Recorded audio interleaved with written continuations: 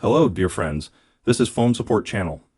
Before you start watching this video, please subscribe to the channel and give it a like. And also write your feedback in the comments if this video helped you, or if you have any questions. Thank you. In this video, I want to show and tell you how to delete your Instagram profile photo. It takes a couple seconds, and it's easy to do. Watch. To do this, you go to your profile, and here you click on the button, Edit Profile, and here you select the button, Edit Picture of Avatar. You click, and then you select the profile picture. You click on Remove Current Picture. In order to add a new one, we go to our gallery, choose the photo we need here, and click Done. After that, we wait a couple of seconds. We refresh our page, and we see that the new photo is already installed on our page. As you can see, this is a very simple and quick way. Done. Nothing complicated. If you like this video, put likes and subscribe to the channel, and also watch other useful videos on the channel. That was Phone Support.